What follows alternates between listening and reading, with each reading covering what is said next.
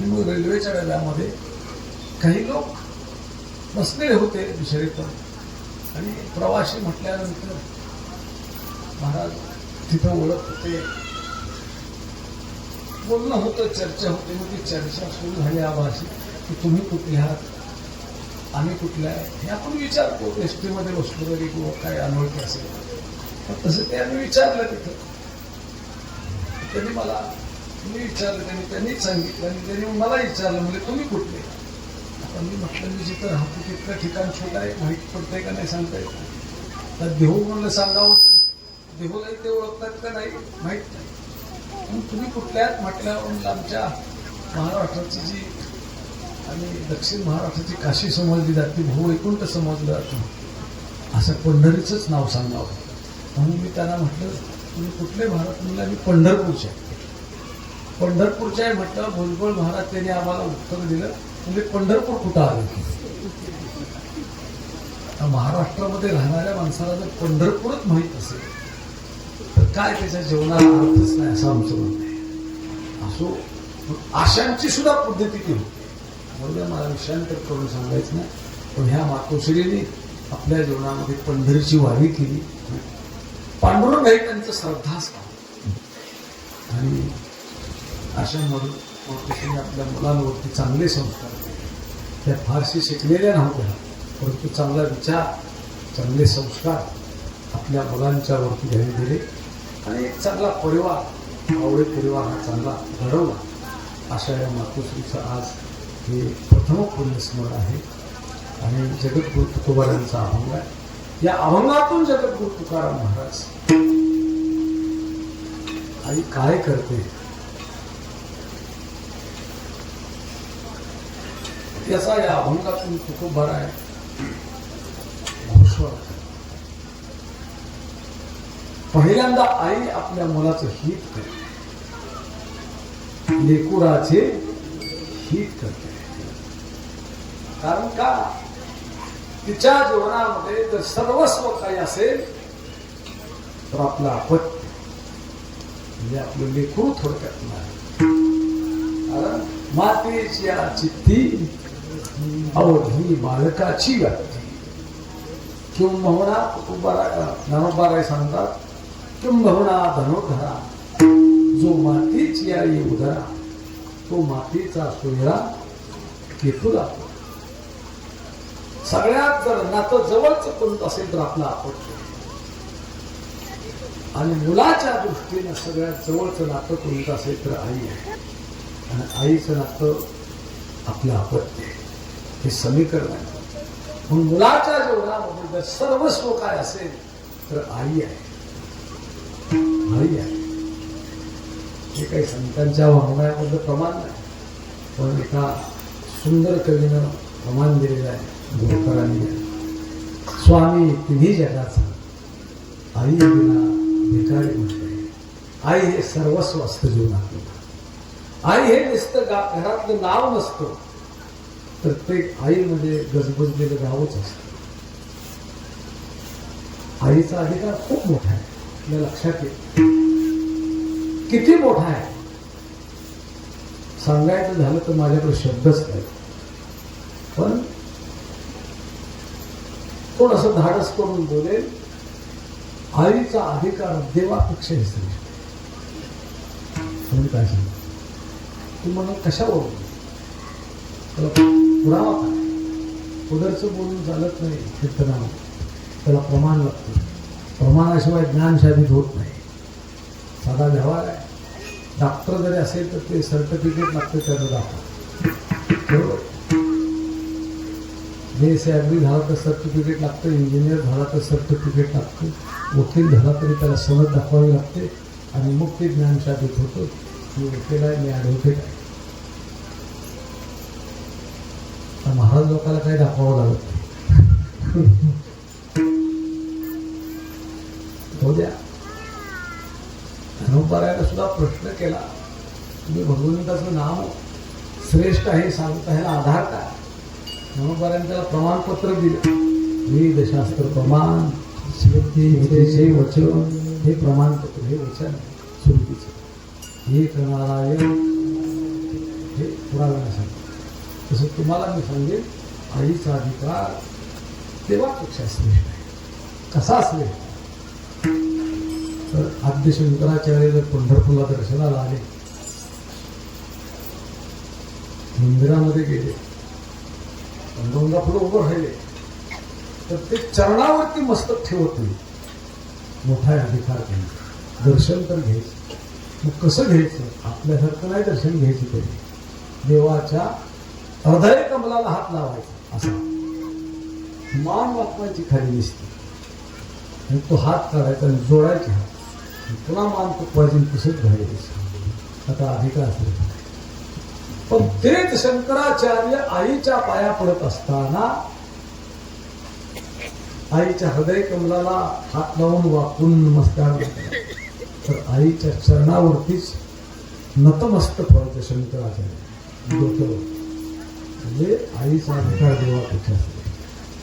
त्याही पुढे जाऊन आणखी सांगेल, एखादा मुलगा भगवत भक्त निघाला. मी भागवत भक्त म्हणतोय, कीर्तनकार म्हणत नाही, प्रवचनकार म्हणत नाही.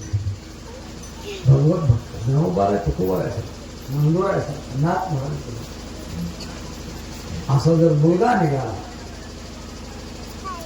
तर वडिलांनी त्याच्या पाया पडावं. वडिलांनी पाया पडावं. पित्याने कैसा वंदावा कुमर, कुमर दयाचे अंतरी दिवसे. पित्याने म्हणजे वडिलांनी, वंदावा म्हणजे त्याला नमस्कार करा. कुमार म्हणजे मुलगा, मुलाला नमस्कार करा. काही लोक म्हणतील काहीतरी महाराज सांगून गेला तुम्ही, वडिलांनी कुठं मुलाच्या पाया पडायचं असतं. कोणतं हे लक्षात घ्या. इंद्रजाती दयाची अंतरी देव वसे, ज्याच्या अंतरामध्ये देव असलेला आहे. असा जर प्रारब्ध वशामध्ये मुलगा त्याला झालाच, मुलगा तसा निघालाच, तो वडिलांनी पाया पडला, काही अडचण नाही. पण असा जरी मुलगा झाला तरी आई त्याच्या पाया पडत नाही, आईच्याच त्यानं पडलं पाहिजे. म्हणजे वडिलापेक्षाही तर अधिकार थोडासा त्याचा श्रेष्ठ आहे. असं आईबद्दल खूप आपल्याला बोलता येईल. आई हा माझ्या अगदी आवडीचा विषय, जवळचा विषय असो. आणि अशी आई काय करते तर तुकोबाला सांगतात, करी लाभावी न प्रीती. लाभाशिवाय आई प्रेम करते. बाकीचे प्रेम करतात पण काहीतरी लाभाने करतात. आई नावाची जात अशी आहे, कसलाच लाभ नाही तिच्या ठिकाणी, पण प्रेम करते. अशी जगामधली एकच जात आहे आई. आणि तिची साधारणता तुकोबार आहे संतांच्या वर करता. या अभंगाचं शेवटचं प्रमाण ही साधारणता घेण्याकरता आपल्याला देव सुद्धा बसू शकत नाही. देव हा काहीतरी घेतो आणि मगच प्रेम करतो, मग खूप देतो. त्याचा स्वभावच आहे घेसी तेव्हा देसी, आईचा अससी. आई काय घेते हो? काहीच घेत. मी नेहमी उदाहरण सांगत असतो. बघा, आज दुधाचे दर गगनाला भिडले, गगनाला भिडले दुधाचे. आपल्या खेडेगावामध्ये अजून चांगली परिस्थिती आहे. लहान पाणी घातलेलं दूध तरी मिळत आहे. पण शहरामध्ये गेलात तर ते पॅकिंगचं दूध हे केमिकल पासून बनवलं जातं. आपण कितीतरी व्हिडिओ त्याचे पाहिलेत प्रत्यक्ष. 100 रुपयाच्या केमिकल पासून 100 लिटर दूध बनवलं जातं. हे दूध महाराज किती तापवलं तर वरती येत नाही, नुसतं जागावर उकळतं. त्याला चवच नसते पाण्यासारखं. हे दूध घातक आहे. असं दूध 50-60 रुपये.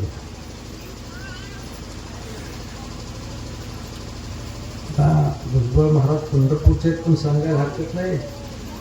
सत्य घडलेली घटना आहे. पंढरपूरमध्ये दुपारी एकादशी दिवशी आमच्याकडे एक पाहुणे येणार होते आणि आमच्या चौकदाराला मी दूध आणायला पाठवला. दुधाचा थोडा दर्दी होता. काही माणसं दर्दी असतात आणि त्याने ते बघितलं आणि सहज गवळ्याला म्हणाला, ते अहो दूध चांगलं आहे, आमच्या महालाला पाहिजे. थोडस पैसे द्या घ्या, पण असं दूध नको. हे काय किती पाणी घातले तुला. त्या गवळ्याने दुधात शपथच व्हावी, जेव्हा शपथ पाणी नाही म्हणला दुधात.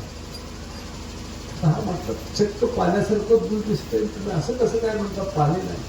पण तो खरं बोलला गवळी, तुला पाण्यातच थोडं दूध टाकले. अशा दुधाचे एवढे महागाडे दर आहे. आईचं किती कसदार दूध आहे, आणि ते दूध तर 5,000 रुपये लिटर दिलं तर तुम्हाला मिळणार नाही. ज्या मुलाला आईचं अंगावरचं दूध प्यायला मिळालं ती मुलं धष्टपुष्ट होतात, हुशार होतात, दीर्घायुष्य होतात, बुद्धीनं सतेज होतात. आज जरी विज्ञानाची खूप प्रगती असली तरी आजचं विज्ञान हे सांगतं की मूल जन्माला आल्यावर आईचं दूध 2 तासाच्या आत जितकं पीत तितकं त्याला आयुष्यात कुठली लस द्यायची गरज नाही. आयुष्यभर पुरेल एवढी रोग प्रतिकारक शक्ती त्याच्यात तयार होते. म्हणजे आईच्या दुधाची बरोबरी कोणच करू शकत नाही. मग असं कसदार दूध आईने पाजले अंगावर. 5,000 रुपये लिटर न मिळणार, 2,000 रुपये लिटर न मिळणार दूध अंगावर पाजले. आणि किती लिटर पाजले त्याचे गणित नाही. मग मुलगा मोठा झाला, नोकरी करायला लागला, शेती करायला लागला, पैसे मिळवायला लागला. मग आई कधी म्हणते का अरे माझ्या दुधाचे पैसे कधी देणार आहे. अरे गवळ्याच्या दुधाचे 1 तारखेला पैसे नाही दिले तर 2 तारखेला दूध देत नाही, तो बंद करून टाकतो. मागचं पेमेंट अडकलंय म्हणतो. पण आई कधीच त्याला दुधाचे पैसे मागत नाही. मला सांगा एखाद्याने दुधाचे पैसे मागितले, एखादी आई नाही मागत. का तर ती निस्पृह प्रेम करते, लाभा विन प्रीती. मुलगा पुत्र जन्माला आलेला दिसेल पण तो माता जन्माला आलेली दिसत नाही. आई लाभाशिवाय प्रेम करते. तुम्हाला एक उदाहरण सांगतो. इंग्लिशमध्ये ती गोष्ट होती आणि तिचं ट्रान्सलेशन मराठीमध्ये एका बाजूला दिलं होतं. खूप सुंदर गोष्ट होती. 2 मिनिटात मी सांगतो. आईचं प्रेम कसं असतं त्या लेखकाने सुंदर वर्णन करते. लाभाशिवाय प्रीती करते. लाभानं प्रेम करणारे तर जगामध्ये खूप आहेत, सगळेच आहेत. पण आई नावाची जात एकच अशी आहे, लाभाशिवाय प्रेम करते. पण तुकोबारा म्हणतात करी लाभावी न प्रीती. तुकोबाराचे शब्द कधीच खोटं होणार, कधीच. मला वाटते पूर्वेचा उगवणारा सूर्य कदाचित पश्चिमेला उगवू शकेल, पण तुकोबारांच्या शब्दाला कुठेच बाब येत. आई लाभाशिवाय प्रेम करते. म्हणजे एक गोष्ट अशी होती की आईला एकुलता एक मुलगा आहे. लहानपणीच त्या मुलाचे वडील स्वर्गवासी झाले. त्या आईने त्या मुलाला तळहातातल्या फोडाप्रमाणे जपून लहानाचा मोठा मुलगा मोठा झाला, उच्च शिक्षित झाला, नोकरी लागली, लग्न झालं, मुलं झाली, संसारही सगळा चांगला झाला. आईला आनंद झाला. पण कर्माची रेषा काही असते, काही सांगता येत नाही. वार्धक्यामध्ये त्या आईला अर्धांग वाढला. मुलानं कर्तव्य म्हणून आईला दवाखान्यात घेऊन गेला, हॉस्पिटलमध्ये ऍडमिट केलं, डॉक्टरने उपचार सुरू केले. आईचं शरीर दुर्बल होतं, पण कोणत्या उपचाराला आई प्रतिसादच देत नव्हती. मेंदूतल्या खूप पेशी महत्वच झाली. डॉक्टरने सगळे उपचार केले, कोणत्याच उपचाराला यथेकिंची ती आई प्रतिसादच देत नव्हती. मग शेवटी डॉक्टरने मुलाला बोलावून घेतलं आणि सांगितलं तुमच्या आईला मला जितके प्रयत्न करता येईल तेवढे सगळे प्रयत्न मी केले, पण तुमची आई कोणत्याच उपचाराला प्रतिसादच देत नाही. मेंदूतल्या खूपच पेशी महत्वच झाले. मग डॉक्टरांना विचारलं काय करावं लागेल. डॉक्टरने सांगितलं तर एकच करावं लागेल, आईला घरी घेऊन जा आणि घरीच सेवा करायची. प्रारब्धवशामध्ये त्यांचं नशीब शेवटी असं कुठंच औषध नाही. तुम्ही अमेरिकेला गेला, इंग्लंडला गेला, तिथनं एखाद्या डॉक्टरने औषध दिलं कुठलं ते आईला दिलं आणि आई बऱ्या झाल्या, असं नाही शक्य. घरी सेवा, मुलगा आईला जाणं, आईला घरी घेऊन आला. 15 दिवस सेवा आईची घात केली आणि कंटाळ असेल. आई मरतही नाही, नीट होत नाही, काय करावं. मी काय करू, मुलाकडे लक्ष देऊ, माझ्या नोकरीकडे देऊ, मी काय आता नक्की काय निर्णय घेऊ. आईचा असं गुजर शोधला. अशा निर्दयी काळाच्या मुलानं एके दिवशी धाडसी निर्णय घेतला. आईला कुठंतरी जंगलात नेऊन सोडतो, रात्रीच जंगलात सोडतो. आणि एके रात्री बरोबर त्याने तो निर्णय घेतला. 12:30-1 वाजले रात्रीच्या. सगळं गाव घेतलेलं, शांत वातावरण आहे. आईला उठवलं आणि अगदच उचलून खांद्यावर घेतलं आणि घरातून बाहेर पडलं. आईच्या लक्षात आलं, मला हा कुठेतरी सोडायला नाही. गावातून बाहेर गेला, डोंगर लागला, डोंगर पार केला, डोंगरातून पलीकडे गेला, अभयारण्य लागला आणि त्या जंगलात शिरला. आणि आईला सोडून येतो कुठंतरी, कुणाला माहीत नसतं, कुठंतरी सोडतो आईला. नाईलाज आहे मला, मी काय करणार. आणि जंगलातून हा झाप झाप झाप चालाय. रात्र आहे, काढून खेळणं जंगल आहे, वाट नाही, दिशा नाही, पण चालतोय पुढं.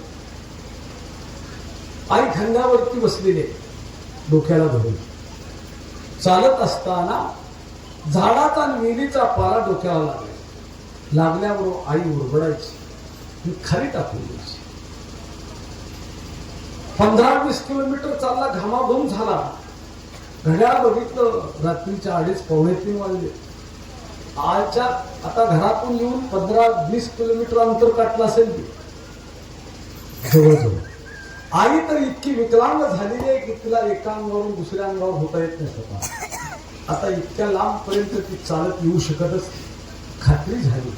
आणि तिथे एक झाडाचा मोठा बुंदा बघितला, मोठं झाड बघितलं आणि आईला खाली उतरवलं आणि त्या झाडाच्या बुंद्याला टेकून बसवलं. आणि घराच्या दिशेनं मुलगा परत निघाला आईला सोडून. आता इथं आईची कुत्रे कुर्ले काय विल्हेवाट लावतील ते लावतील, माझा नाईलाज आहे म्हटलं, मी काय करू शकत नाही. आणि 10-5 पावलं घराच्या दिशेनं निघालेला मुलगा परत मनामध्ये एक शंकेची पार चूक होती. आईने मला प्रतिकार केला नाही, पण आईच्या डोक्याला लागलेला झाडाचा पाला, वेलीचा पाला कोळा कोळा आई ओरबडून खाली टाकत होती. त्याचं कारण मला काही समजलंच नाही. आईने प्रतिकार तर केलाच नाही, पण पाला मात्र तोडून टाकला. आणि ती शंकेचं उत्तर विचारण्याकरता 10-5 पावलं घराच्या दिशेनं निघालेला मुलगा परत माघारी गेला. आई जवळ जाऊन बसला आणि आईला म्हणाला, आई अगं तुला मला एक प्रश्न विचारायचा आहे. त्यावेळेस आईने अशाही निर्दय काळजाच्या मुलाच्या पाठीवरून प्रेमाने हात फिरवला आणि बाळ आता मला कसला प्रश्न विचारतोस. त्यावेळेस त्याने प्रश्न केला, आई तुम्हाला प्रतिकार नाही केला. म्हणले मी कशाला तुला प्रतिकार करू, मी नसताना जर तुझा संसार सुखाचा होणार असेल, तुझा संसार जर आनंदाचा होणार असेल तर मला तरी तिथं राहण्यामध्ये काय स्वारस्य आहे. तू मला जंगलामध्ये सोडलं आणि इथं माझी कुत्र्यांनी कोल्ह्यांनी विल्हेवाट जरी लावली तरी त्याच्यामध्ये मला आनंद आहे. तुझा संसार सुखी व्हावा एवढंच माझ्या जीवनातलं अंतिम कर्तव्य आहे आणि तेच माझं ध्येय आहे. आणि मग मी तुला कशाला प्रतिकार बाळा करू. पुन्हा पाठीवरून हात फिरवला आणि तिनं उत्तर दिलंय. ते उत्तर असं आहे की तुकोबाईंच्या प्रमाणाला परफेक्ट बसतं, कधी लाभावी नक्की. आता मुलगा जर जंगलात सोडायला निघालाय तर त्या मुलाची काळजी करण्याची गरजच काही नाही.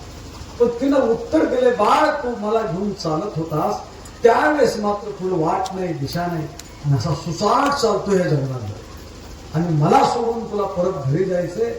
मी पहिल्यांदाच ओळखलं होतं.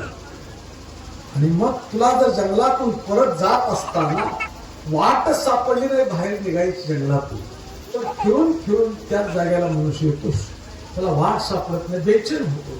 जंगल मोठं आहे आणि मी एवढ्यासाठी पाला तोडून टाकला की ज्या मार्गाने कोळा कोळा झालाचा पाला पडलेला आहे, वेलीचा कोळा कोळा पाला पडलेला आहे, त्याच मार्गाने जा म्हणजे तुला घर लवकर.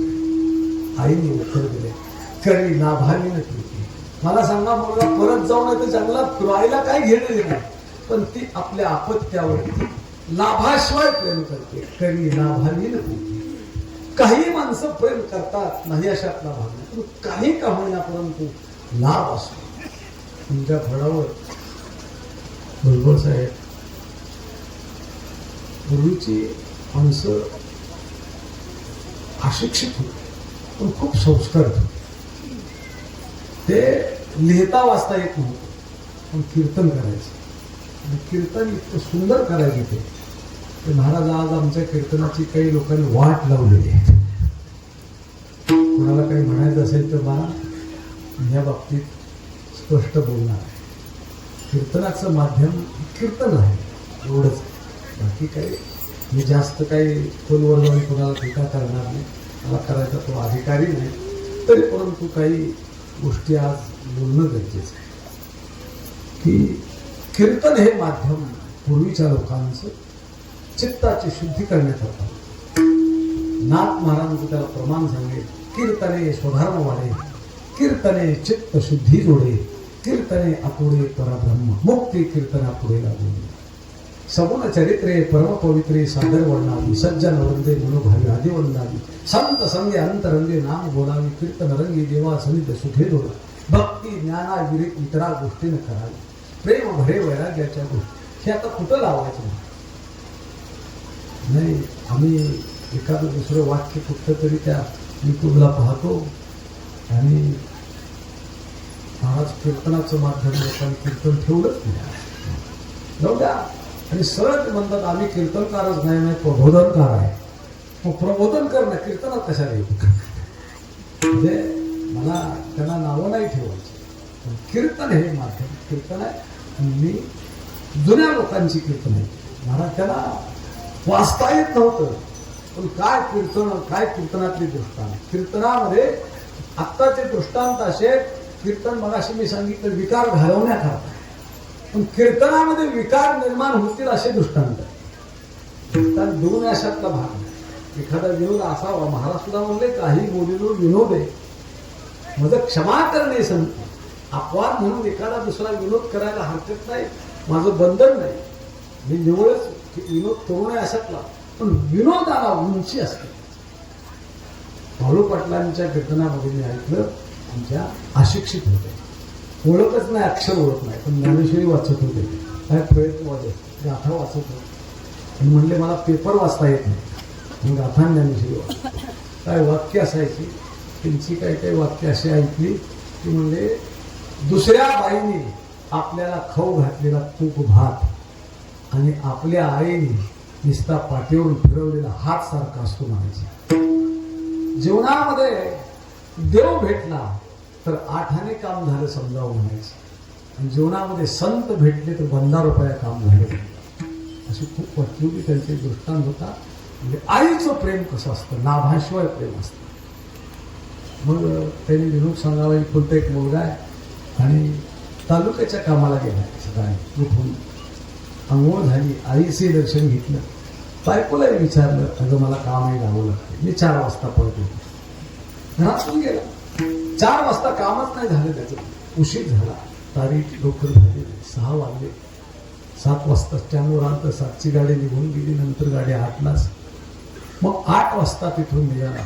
घरी यायला 9 वाजले. आई 4 वाजल्यापासून वाट बघते. पत्नी वाट बघते. दोघी वाट बघते. डोळ्यात तेल घालून. आणि शेवटी 9 साडेनऊला मुलगा आला. आई पोर्चमध्येच खुर्चीवर बसलेली आहे वाट बघत. गेटचा दरवाजा उघडला. कडीचा आवाज आल्यावर आईला आनंद झाला. माझा बाळ उशिरा कोणा सुखरूप पडत आलेला आहे. आई उठूनच उभा राहायची. पत्नी स्वयंपाक करत होती. मालक नक्कीच येणार. उशीर होईल. आल्यावर कधी स्वयंपाक करा. खरकटा हात घेऊन पत्नी सुद्धा बाहेर आली आणि आई शेजारी म्हणजे सासूबाई शेजारी उभा राहिली. मग आमच्या बाळू पाटलांनी विनोद करावा. विनोद असा करायचा. आई पण बघते मुलाकडे आणि पत्नी पण बघते. पण दोन्हीचा फरक सांगायचा. आई मुलगा आल्याबरोबर पोटाकडे बघते. माझा बाळ सकाळी उपाशीच गेलाय. त्यानं काही कुठे जेवला का नाही, खाल्लं का, तसाच उपाशी आला. आईने पोटाकडे बघावं जेवला का नाही आणि त्यांनी विनोद करावा. पत्नीने पण बघावं पण पोटाकडे नाही, पाठीकडे बघावं. भाजीला आणले का मोकळा झालाय. हा दोन्हीच्या प्रेमातला फरक आहे. आई प्रेम करते पण नाभाशिवाय करते. कुटुंबाला तेच सांगतात आईशी कळवळ्याची जाती, कळवळ्याची जात अशी एक आहे आणि त्या जातीचं नाव आहे 2 अक्षरी आई. आणि ती काय करते, लाभाशिवाय प्रेम करते. म्हणून कुटुंबाला म्हणतात नुसतं प्रेम करत नाही तर तुकोबाराय अभंगाच्या 3ऱ्या चरणात सांगतात 9 महिने पोटात वागवते. पोटी भरवा आहे, पोटी भरवा आहे, पोटी भरवा आहे, पोटी भरवा आहे, पोटी